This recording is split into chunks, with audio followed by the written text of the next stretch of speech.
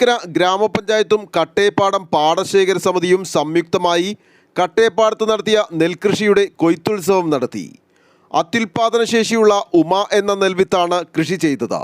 കട്ടേപ്പാടത്ത് 30 ഏക്കറിലാണ് കുന്നുകരയുള്ള ഷിജു എന്ന കർഷകൻ കൃഷി ചെയ്തത്. പഞ്ചായത്ത് വാർഷിക പദ്ധതിയിൽ തുക വെച്ച് വിത്ത് 100% സബ്സിഡിയിലാണ് കൃഷി ചെയ്യുന്നത്.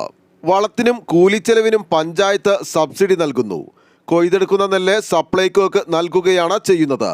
കഴിഞ്ഞ 3 വർഷമായി കട്ടേപ്പാടത്ത് കൃഷി ചെയ്യുന്നുണ്ട്. ഒരു കാലത്ത് എറണാകുളം ജില്ലയിലെ പ്രധാന കൃഷി ഏരിയയായ ചൂർണിക്കരയിൽ നഷ്ടപ്പെട്ടുപോയ നെൽകൃഷി വീണ്ടും തിരിച്ചു കൊണ്ടുവരുന്നതിന് വേണ്ടി പഞ്ചായത്ത് കഴിഞ്ഞ 3 വർഷമായി നെൽകൃഷിക്ക് വേണ്ട ലക്ഷക്കണക്കിന് രൂപ വാർഷിക പദ്ധതിയിൽ വെക്കാറുണ്ട്. ചൂർണിക്കര കൃഷി ഓഫീസറും ജീവനക്കാരും നെൽകൃഷിയെ സജീവമാക്കുന്നതിന് വേണ്ടി കൃഷി ആരംഭിക്കുന്നത് മുതൽ കൊയ്യുന്നത് വരെ എല്ലാ കാര്യത്തിലും മേൽനോട്ടം വഹിക്കുകയും വേണ്ട നിർദ്ദേശങ്ങൾ നൽകുകയും ചെയ്യുന്നുണ്ട്. കട്ടേപ്പാടത്ത് നടന്ന കൊയ്ത്തുത്സവം ചൂർണിക്കര ഗ്രാമപഞ്ചായത്ത് പ്രസിഡന്റ് രാജി സന്തോഷ് ഉദ്ഘാടനം ചെയ്തു. വൈസ് പ്രസിഡന്റ് ബാബു പുത്തനങ്ങാടി അധ്യക്ഷത വഹിച്ചു.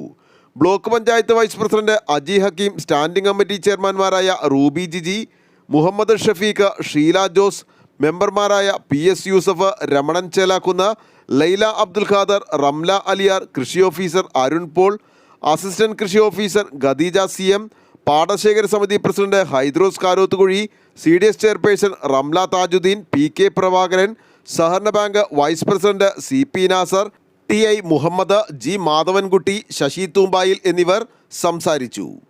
ആലുവ ലൈവ് ന്യൂസിനു വേണ്ടി സിദ്ദീഖ് കാരക്കാടനൊപ്പം സനൂപ് കളമശ്ശേരി.